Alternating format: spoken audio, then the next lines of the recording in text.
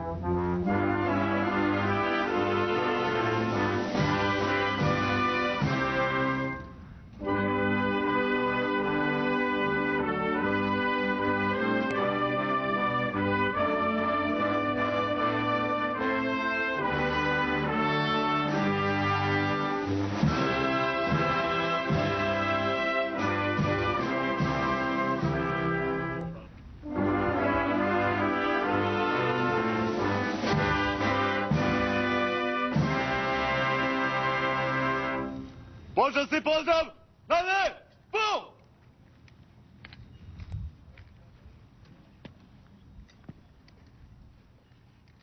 Vaša svetosti, počasna zaštita bojna, postrojena u vašu čast, spremna za pregled.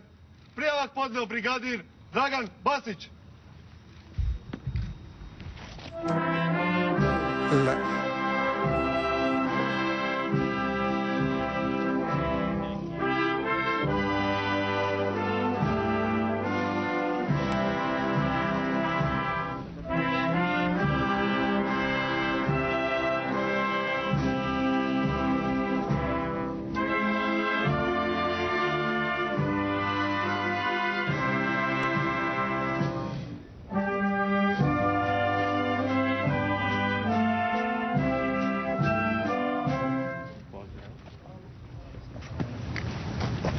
Pozdrav, vjernici. Salutations aux soldats.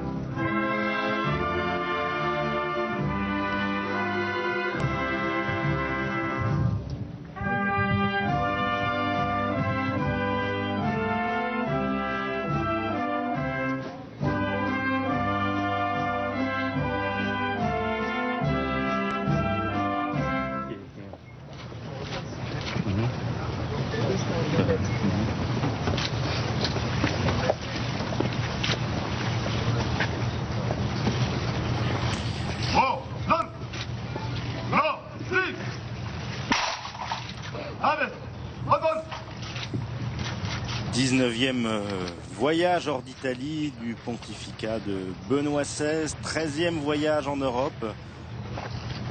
C'est donc depuis l'aéroport de Zagreb où nous nous trouvons que le pape Benoît XVI foule pour la première fois le sol des Balkans. Et Philippine, alors que le Saint-Père salue les délégations locales. Thomas, deux précisions si vous voulez bien Thomas, parce que le pape a lourdement avec insistance souligné ce point. Nous ne sommes pas dans les Balkans, nous sommes dans la Mittel Europa, nous appartenons ici bien à l'identité de l'Europe et les Croates, notamment le cardinal Pozanic, insiste sur le fait qu'on les définisse bien comme des membres de cette Mittel Europa, comme étant au centre de cette culture européenne. Benoît XVI y a fait référence de façon importante en évoquant notamment la figure du cardinal Stepinac, ce pays ayant, à travers le cardinal Stepinac, particulièrement vécu les deux grands totalitarismes qui ont ravagé l'Europe au XXe siècle. Je voudrais juste vous redire avant de vous laisser, Thomas, et avant le début des discours, que Benoît XVI comprend l'inquiétude des Croates, mais c'est précisément une question des peuples qui intègrent maintenant l'Union européenne de renouveler cette identité européenne dans l'unité et la diversité de leur culture qui convergent vers les valeurs chrétiennes. Voilà une phrase importante sur laquelle sans doute on va revenir tout au long de ce week-end. Bien sûr, Benoît XVI comprend le scepticisme des Croates. Bien sûr, il souligne que c'est aussi une occasion de grande joie de voir aboutir le processus de leur intégration à l'Union européenne. Mais dans cette union, ils ont une mission particulière. Alors Philippine, puisque les délégations sont présentées au Saint-Père et au président de la République, dans ces délégations, le pape est venu non seulement avec le cardinal, le secrétaire d'État, Tartis Oberton, mais aussi avec le président du Conseil pontifical pour la famille. C'est le thème de son voyage. C'est le thème et c'est l'occasion, puisque pour la première fois ont été organisées ici à Zagreb des Journées nationales des familles catholiques de Croatie. Et demain, ce sera la clôture de ce grand rassemblement qui se déroule tout au long du week-end avec la messe que célébrera le pape devant les familles. On va beaucoup parler évidemment des familles, de leur rôle dans la société. On va parler aussi de la jeunesse et plus généralement d'ailleurs de cette identité de la Croatie, de la richesse de son patrimoine historique, culturel et religieux bien sûr, et du rôle que précisément cette identité singulière peut jouer à l'intérieur du concert européen.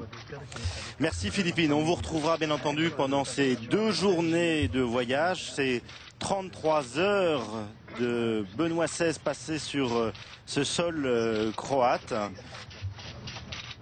Vous le savez, pendant tous ces 2 journées de voyage, il va y avoir non seulement des rencontres avec les autorités officielles, mais aussi cette rencontre ce soir avec que nous suivons bien entendu en direct avec le corps diplomatique, les responsables religieux, les représentants de la société civile. Et puis ce soir à partir de 19h30, il y aura cette grande veillée de prière avec tous les jeunes. Alors, vous le savez, Philippine en parlait tout à l'heure, c'est qu'il y a non seulement le président du Conseil pontifical pour la famille présent ici, dans cette suite du pape, mais aussi le pape est venu avec Monseigneur Nicolas Eterovic, qui est le secrétaire général des synodes, qui est le représentant de l'épiscopat croate à la curie romaine.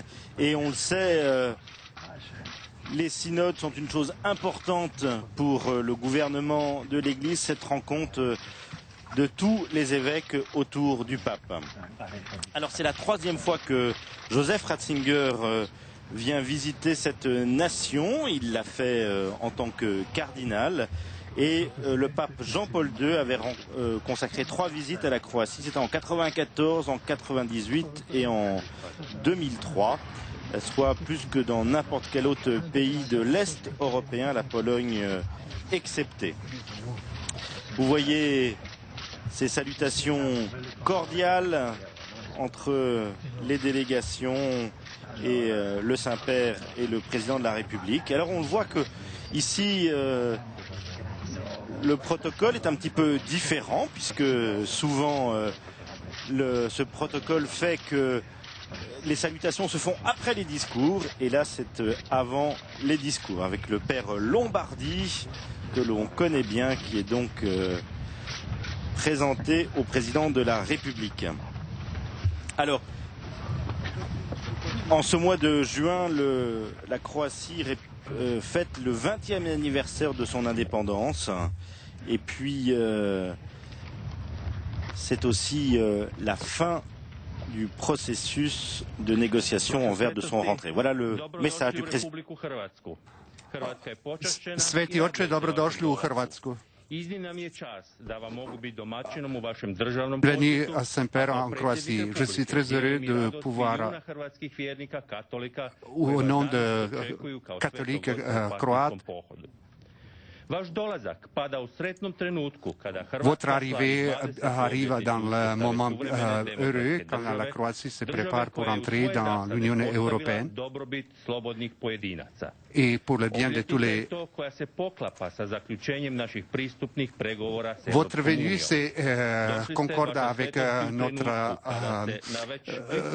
moment quand nous terminons nos accords avec l'entrée en Europe. Et nous sommes bien dans ce monde de l'Europe dans lequel la Croatie appartenait depuis toujours. Sveta je stolica u političkom smislu odigrala ključnu povijesnu ulogu. Saint Siège a bien joué un rôle important pour l'existence de la Croatie. Agresija na Hrvatskoj zaustavljena i naš je državni oblik l'agression est terminée. Stoljeća, djelujući iz prostora svoje duboke duhovne slobode, Katolička je crkva u Hrvatskoj, posebno u razdoblju revolucionarnog jednoumlja, odigrala važnu ulogu u očuvanju hrvatskog nacionalnog bića i bien joué son rôle pour sauvegarder l'identité nationale mais aussi religieuse. Zemlja s dugom kršćanskom tradicijom. Elle est un pays avec la tradition longue.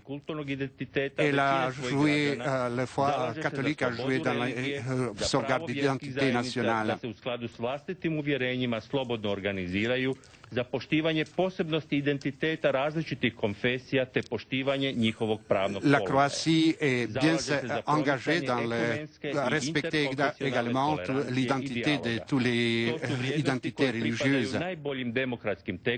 Et cela se défend sur les fondements, les meilleurs fondements du monde d'aujourd'hui. Également, les éminents croates, des personnalités de l'Église croate ont participé dans le Vatican II comme le cardinal Šeper pa i samo domoljublje, odigla univerzalna crkva kao nositelj kršćanske civilizacije i kulture. On ajoute encore aujourd'hui, elle entretient la civilisation universelle aujourd'hui. Elle lie les hommes de toutes les religions, mais aussi de toutes les identités. Postoji sklad ta dva načela. Dobar je život. Život u kojem je napuštena i jedna od te dvije temeljne sastavnice nije dobar. L'Église joue dans ce rôle et respecte également de la vie des hommes, et particulièrement des familles et des pays. Essentiel est aujourd'hui de respecter le bien de l'homme comme personne, mais aussi de la communauté. Et nous sommes aujourd'hui prêts à travailler pour l'avenir, dépasser tout ce qui nous invite à travailler pour l'avenir. La Croatie a subi les persécutions, mais également la guerre, mais cela est déjà derrière nous. Hrabro, u najvišem činu razbora i ljubavi stave na raspolaganje zajednici pa i svojim životom. Aujourd'hui, dolazak u Hrvatsku kao vrhovnog svećenika votre arrivée en Croatie pour le 20e anniversaire de notre pays est quelque chose qui est très important pour nous parce que c'est un apport à la civilisation d'aujourd'hui, mais aussi reconnaissance de notre sacrifice J'aimerais que les sacrifices de nos soldats qui sont tombés nous soient le fruit aussi en même temps de cette paix. Koje su drugi građani izabrali, povjerili im upravljanje državom. Nama kojima su povjerili teško stečeni novac da im služimo dobro i pravedno. J'aimerais bien que nous, à qui les citoyens ont confié le gouvernement des pays, nous puissions vraiment les conduire dans le meilleur sens du terme, également en reconnaissance de ce qui est en quelque sorte baština, au service de la baština avec laquelle nous nous tenons et nous voulons vivre. U velikoj mjeri određena mjerom dobrobiti naših bližnjih naroda i susjeda. Oslanjajući se na svoje kršćanske korijene, suvremena s'appuyant sur notre racine chrétienne, nous, et le pardon qui nous exige notre appartenance à l'Église. Nous vivons aujourd'hui dans le monde et nous voulons, même si je ne suis pas fidèle, je partage avec les fidèles les principes chrétiens. Et je pense que dans la politique internationale, c'est important aussi le pardon et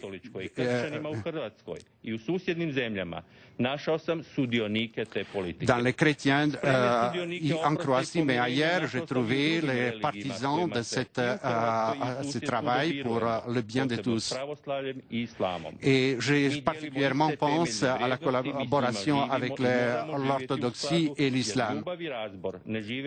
Parce que l'amour et la raison ne vivent pas enfermés, mais ils sont partagés. L'amour et le respect est fondement de l'Europe aujourd'hui, mais aussi du monde. Parce que la guerre est le pire ennemi du monde d'aujourd'hui. Sans fondement chrétien, sans pardon, il n'y aurait pas de l'Europe. Dans l'Europe unie et en fondement le projet chrétien. J'espère que nos citoyens soutiendront le référendum qui sera pour l'entrée de la Croatie en Europe. Votre sainteté, votre visite pastorale pour la journée des familles, prodora, lak i drukčije komunikacije kroz masovne medije i univerzalne društvene mreže. Naša se društva, pa i obitelji danas susreću s još neslučajnim izazovima već zamijećenih promjena. À travers les mass médias, à travers les moyens de communication, nos familles se trouvent dans les difficultés de se retrouver. Pour cela, nous pensons que votre visite nous aidera à se retrouver dans cette nouvelle vision. Nous devons répondre aujourd'hui sur beaucoup de questions. Ces jours-ci, nous allons écouter vos discours, vos pensées, particulièrement pour nos familles. Que votre visite en Croatie nous rappelle sur la raison, le pardon et bien de tous.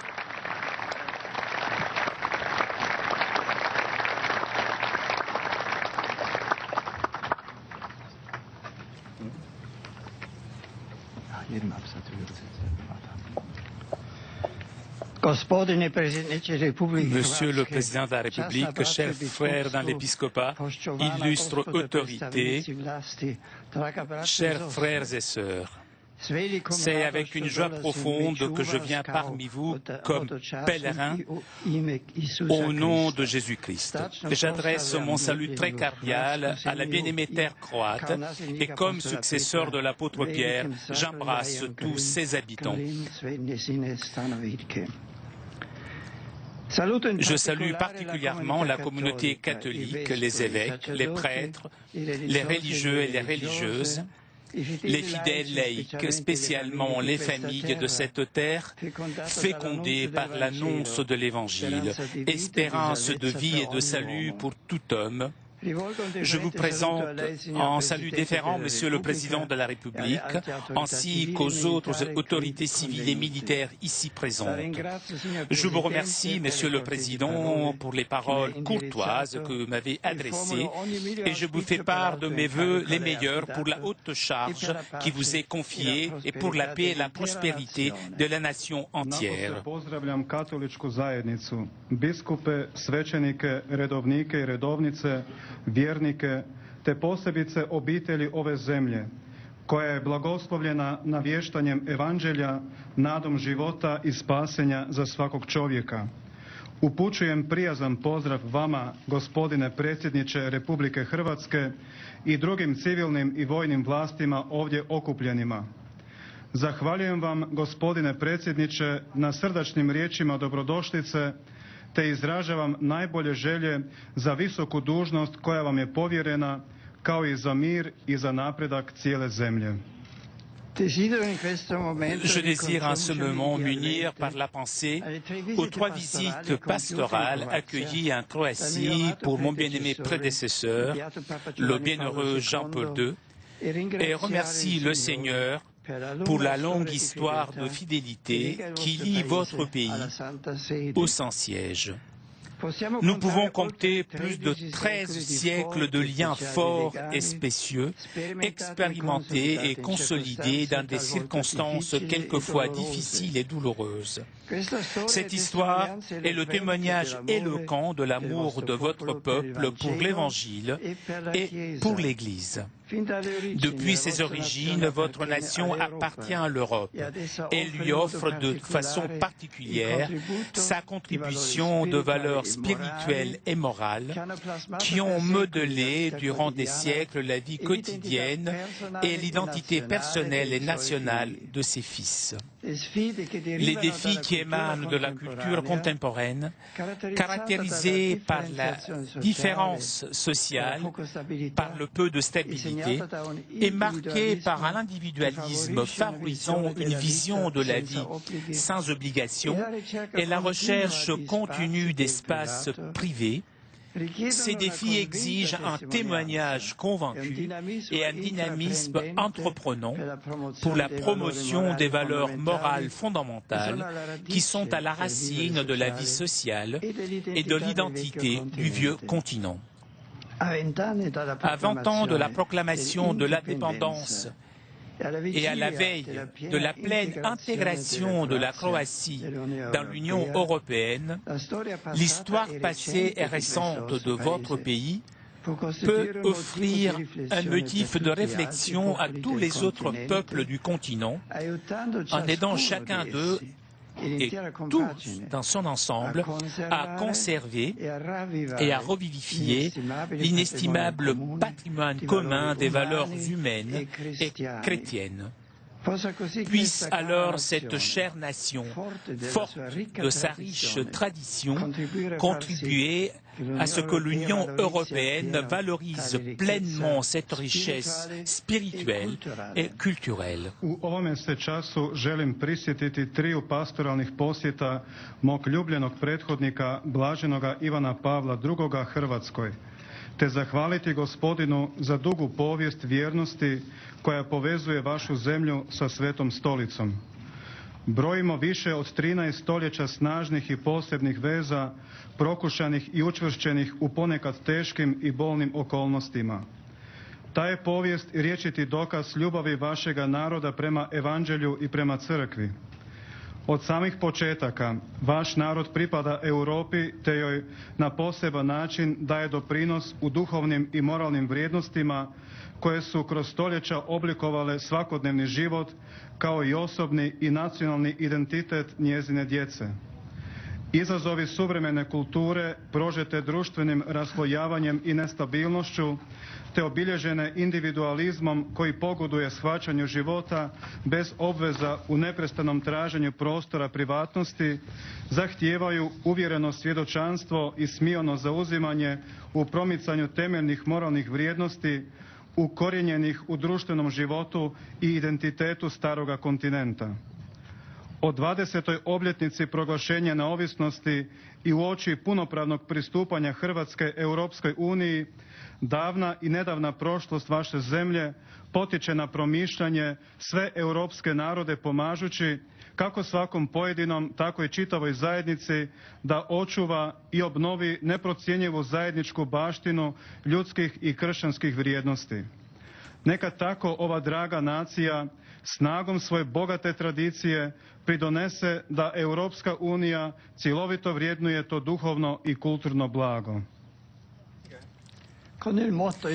Avec le thème Ensemble dans le Christ, chers frères et sœurs, je me rejoins pour célébrer la première journée nationale des familles catholiques croates.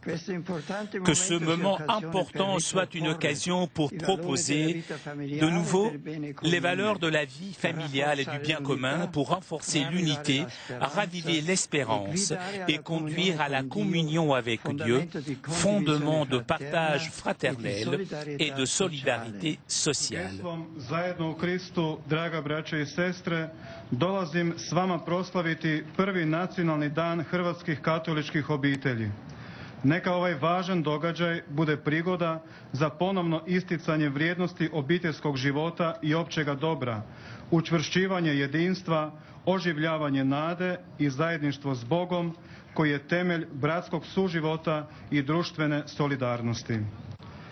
Je remercie vivement déjà tous ceux qui ont contribué à la préparation et à l'organisation de ma visite. Face aux défis qui interpellent aujourd'hui l'Église et la société civile, j'invoque sur cette terre et sur tous ceux qui l'habitent l'intercession et l'aide du bienheureux Aloysius Stepinac, pasteur aimé et vénéré par votre peuple. Puisse-t-il accompagner les jeunes générations à vivre dans cet amour qui a conduit le Seigneur Jésus-Christ à donner sa vie pour tous les hommes. Que Saint Joseph, gardien attentif du Rédempteur et patron céleste de votre nation, avec la Vierge Marie, Fidelissima Advocata Croatiae, protectrice très fidèle de la Croatie, vous obtiennent aujourd'hui et toujours la paix et le salut. Merci. Voilà, premier discours du Saint-Père sur cette terre croate au cours de ce voyage à l'occasion du rassemblement de la famille.